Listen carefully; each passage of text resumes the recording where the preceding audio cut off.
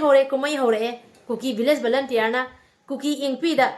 moi lan ngak pa ngamaroi kuki ingpi noina lan ngao haikhary kuki village volunteer di lan nga aroi haikhary maram di kuki village volunteer gi phangadaba moi gi sada kuki ingpi na mat khare hairi ado pause mathang asum taminarasi ko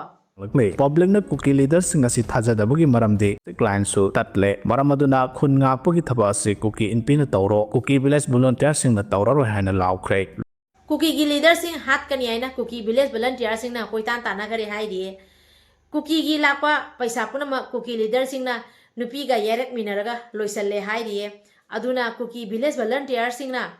kuki gi leader sing debu Kuland pirage aina koitan tana gare hairi aduga kuki leader sing do mathwai do kallaga koi chin chili hairi Kuland pamde aina adudi tarasi ko ona yana khiba phanglakpa paisana nupiga yarek naragal laiminarubudage arm village volunteer singna leader amadi nupi sing hat kani haina koitan tana khiba wathok laikhre Hello kuki mayam gi nungai ba paw ma lae sisi purda chusanpurda kuki ama Kuland phangamdore hairi zomi mayam no omjalaga fajana thitpi khare hairi adudi tarasi ko si purda zomi singna kuki ama tamthina phudara khre haire pari mom channel lang asi thamjari ba video sidi nupi lanmi khunga pa icha nupi singi video khajitang yengminasi adu lorega kuki masel lupa lakh tara sanur bagi dorba thongna bagi pausu yengminasi ahamada aikhogi icha singji video se hana yengminaraga makha ta wafam isa singi awat pakhara ai mayam da thamjarake video se hana yengminasi chinau mayam Thagachari khungakpa khoigi nupi lanmigi oina kautrukta laiba khoi nupi singi oina imaibem ming oina panjarabada pari imomgi maikaidagi ima maira paibising tawraga nasa khoigi damakta mafam asida lakpa ngamdragasu khoigi phone number amada halite khoigi gp sida rupa lising manga thabire ima singam haraujai nasa sing haningai lete duki mate ima singna smaina tha khudingi nasa singi awat apa yengbiba ima ipa saktuna nasa singbu awa na mating pangbibagi damakta saru yabibagi damakta nasa singna paramjai khungakpa nupi lanmi isa singi wafam thamdringai gi mamangda kuki village volunteer da video khara yenghange kuki leader na paisa talaga kuki village volunteer da apang basiram bagi video ni kuki noi yengoko leader mayam na lupa lakh tara kuki ingpi da pirame aduga leader mayam na paisa se myam ama tan bagi lambi na wasilli base noi mayam bu lan ne ni irang 1000 na thamaga nasa gi nuksireba noi gi family kaina halle aduga noi bu khulai oine sijanaraga kuki leaders mayam na paisa tana laire adugi video se yengasi nasana anthok na su pangi ko kuki village volunteer noi se lupa lakh tara kuki inpi da pi ki haiba kuki leader ado masak maming amade evidence proof tak naba complainant ado gase upung tara phawu ki manungda lakh naba kuki inpi na khangan nabagi notice ni share tawragli bas aduga amukamuk kuki gi hairiba minai ahumse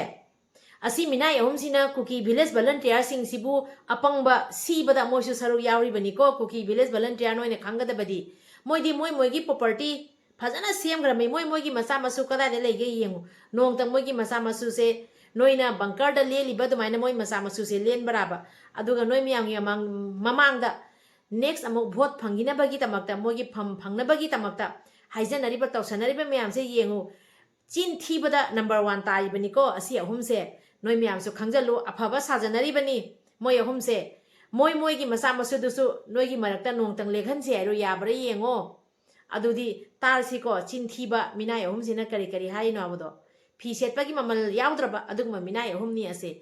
minai na mapu saningba kaibado oibasu yaroidabada minai di minai asung oina leigadabani adu village volunteer kuki gi village volunteer noi su khango asi minai ahum se noi miambu apangba sibani moi gi masa masu singdo noi ga leiminasi aduga lan kaphamda puthasiana hanamta haibiro yabra yengthosi ko da kangpokpi AC ki MLA Nemcha Kipgen Saitu AC ki MLA Haukholat Kipgen amasong Cycle AC ki MLA Kimniu Hangsing punna khudek piduna thadorakpa cherol amana hai maitai khulai paibu singna handak landarakli ba mafam asi chingi administration singi makha da leiba mafam singaktani masigi masida tam ki administration na khuthingjina ba honorakpa lepkadabani ara na ta honbiganu kuki singna namna taba area da Christmas meya da landarakpa sina lamda masida tangdu laitaba hanjilakna bagi lambi adu pakthatpa oina thokle cherola sina makha ta aduga zomi noisu noigi meeting tawbamda kuki singna nomai kapsalame kuki gi leiriba kuki terrorist ki leader mayam sina moigi kuki village volunteer gi baw khandaraga zomi noi gi kai khanbi dori ge zomi noi se kuki singna minai de mane season ne yabse phana yamna di zomi noida kuki singna usit thawai da bagi thawdo kaya ma pangdo kharabani ado pause tamina rasi kuki gi village volunteer bawna kuki leader singna minai de mane season naraga noida di minai ne season na roidro wakhal taw maitai da landana ba noibo apang ba si bane base noi wakhal taw ko Loklai fai hai na khangnaba zomi singi meeting tokpham amada kuki gi kene na nongmai kapsalam le haidi madubu yaning du phongdok tuna total shutdown tawkhre haidi nakalam Happy New Year amadi bye bye ka mari leinaba wafum khatang ireja khudama ke pham da pari mom channel na wafum khatang thamjage lamhang tumhang da Happy New Year ni bye bye ni haina sabi ganu yekna bana koisal laga leiriba tingkhang marak tani hoje akhoina leiriba se yekna bada khudong saba pibi ganu aduna aikoina Happy New Year ni bye bye ni haina mafam marang khangdana lambi lamukna ba amadi sasal thaksal laga akoina pamda ba thabak thawang kaya ma su tholakpa yai aduna isagi yumda isagi hingonda isagi lerek lekai de oina bye bye amadi Happy New Year se to bina bagi tamakta pari mom channel na leiri ba ire cha khudima ke afamda ikok nonjari khunga pa isa sing ichinau mayam amana ekhoi myam gi tamakta chingkhong chingya da leirega ekhoi myam gi tamakta khunga ibani tanja asida Happy New Year ni haina bye bye ni haina mukamung mafam marang khangdana lamang tumhangda yekna bana khudong saba logada mafamda akoina sasan thaksal lagadi amuk tungda phata nungda ba thoklagadi mayam punamak se kok saba dung ma thabak thawong kaya ma tholakpasu yai aduna akoina isa isa na cheksal laga New Year se aina langbi ganu haijabadi na chade saba thakko tawbi ganu haibasu na chade isa isa na cheksal laga isa ge yumda hingoda isa ge leirakta lekai doina samine se wafam je simatang thamjage aduga mukamo isa singduna yamna wana leba phibam do ima singsina isa gi mitmakna ugrabani khangba ngamdabadagi isa singine na mateng pangbirakani red zone Kukina kapai mafam doga tuki matik nakna leba mafam dani isa singsina leiri base adun ima mayamna mittagi pi taraga chatkhiba mafam ni asi mafam se akoina punna ima singa changobani ngasi amukamuk nauna ima singna isa singine na mateng pangbirakani ima mayambu isinau mayambu haninga letana thagatpa phongdokchari khunga pa nupi lanmi isa singi nyaina mateng pangbirakpa yelpok khoirom maning lakai degi ima meira paibi mayam pullaga amadi yudo club ki isinau singna isa nupi singi ni aina tongana lupa lising manga ngasi donation kapi rei haibadi isa nupi singda hauji ki oina aduki matik darkar taba pose mayam ama wali nupi ni na openly haiba yadaba adugumba posang kaya amasu mathau tare ibani aduda natana indham tha yorakpani na setnaba sanabadagi mayam ama watpa leiri isinau khunga pa isa leiriba ibung yupa singi su awat pangatani adu eregasu nupi masa singi akhoigi leiriba icha nupi singi su aduki matik darkar tareba polam mayam ama hujiki aduki matik darkar oiri aduna tongana icha nupi singi ni haina lupa lising manga donation kapi rei adugi tamak leiriba yaipok khoiromgi ima meira paibi amadi yudo club ki ibung yupa singu haina letana thagatpa phongdok chari aduga mukamuk khunga pa isinau singi ni haina tongana mukamuk lupa lising manga ama donation kapi rei hariba lupa lising manga asina ekhoina muk tongan ma phom amada mok donation oina kapchage ado hojiki sina ekhoi gi leiba isa singda oina donation kapcha ghare isa nupi singda ado makha tana donation kapi reiba ichina khara gi mingsu haijerake aduga mukamuk thanga chingkha bot makhong degi ima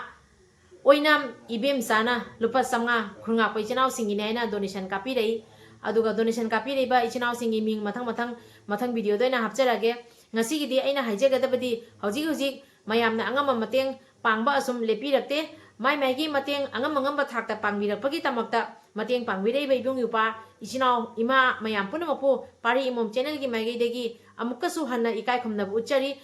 aduga makhatana asum mayam gi mateng pangbirakani aibagi thajabaje thamjaraga video se semjabani khoi khunga pa isa singi su awatpana koisal laga awatpagi awatpangatagi maraktani leiribase aduga saba thakpata natana setnaba sanaba aduga hojik khogup yasalakta but yarakta asuma mayam ama leiribani langi posang ta natana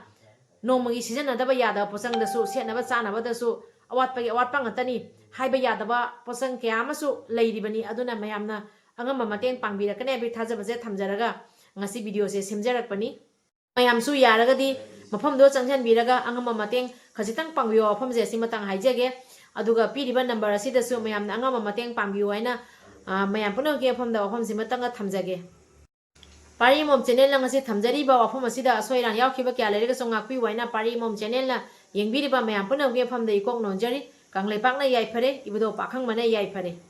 Iski thamna pokpi amadi tongan tongan basingi mafam singda lairamba kuki terroristing takthokre khulai matik chana paiba kuki militant singna Imphal East district ki lamlai kendra ki manung chana lairiba maitei singna namna khundaba khulsing sana sabi sabungkop khunau sabungkop khunjau thamna pokpi santi khongba lamadi uyok singna singba singda mafam singda masing yamlaba security force sing sangsinduna haukiba thangju numitage paktakna operation chathaduna mafam aduda maningtamna operate toramba kuki militant sing takthok tuna security force singna mafam adu mai pakna occupy tawba ngamkhre haukiba numit mangani mo asida